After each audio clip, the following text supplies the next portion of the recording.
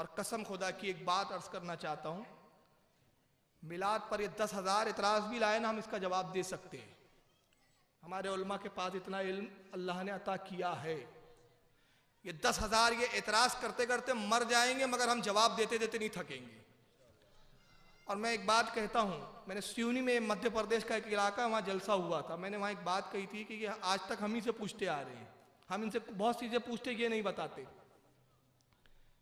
हम बहुत सारी चीज़ें पूछते हैं, ये कहाँ है बताओ, तो बगले झाँकेंगे, ये कहाँ है बताओ, वो लेकिन हमसे पूछते हैं, बोलते चादर चढ़ाना कहाँ है, हम बताते हैं, कहते न्यास दिलाना कहाँ है, हम बताते हैं, मिलाद मनाना कहाँ है, हम बताते हैं, झंडिया उठाना कहाँ है, हम बताते हैं, झंडिया लगाना कहाँ है, लाइटिंग करना कहाँ है, सजाना कहाँ है, जुलूस निकालना कहाँ है। हर सवाल का हम जवाब देते हैं और तुम हमसे पूछते रहते हो, हम जवाब देते रहते हैं। इल्म गैब पे तुम पूछते हो, जवाब हम देते हैं। हाजिर और नाजिर पे तुम पूछते हो, जवाब हम देते हैं। तुम जिस जिस बात के मामले में, जिस जिस मसले के तहत, जिस जिस अकीदे पे सवाल करते हैं, जवाब हम देते हैं। तो तुम्हारा पूछना इस दलील है, इस बात की गम्माजी करता है। तुम पूछते इसलिए हो कि तुम भी जानते हो कि इल्म बरेलियों के पास है, बरेली के शहंशाह के पास है, जवाब यही दे सकते हैं।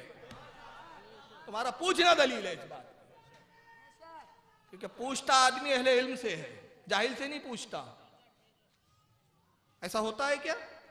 पूछता उसी से जिस पे यकीन होता है ये जवाब दे सकता है। तो तुम पूछते इसीलिए, तुम जानते हो मैं अहले इल्म है।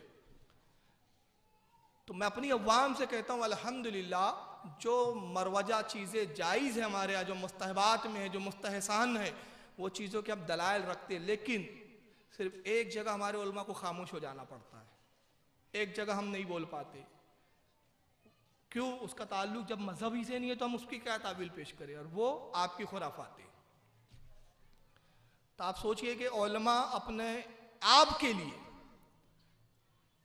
आपकी खुशनुदी के लिए, आपके इत्मीनान कल्ब के लिए इतनी मेहनतें करते हैं, किताबें ढूंढते, किताबें पढ़ते, खरीदते, और किताबें आसानी से मिलती है। आपको पता है, ये बैरूत और लेबनान से किताबें बुलवाता हूं मैं, घर पहुंचे पहुंचे तक 20-20 हजार 30-30 हजार की किताबें हो जाती हैं।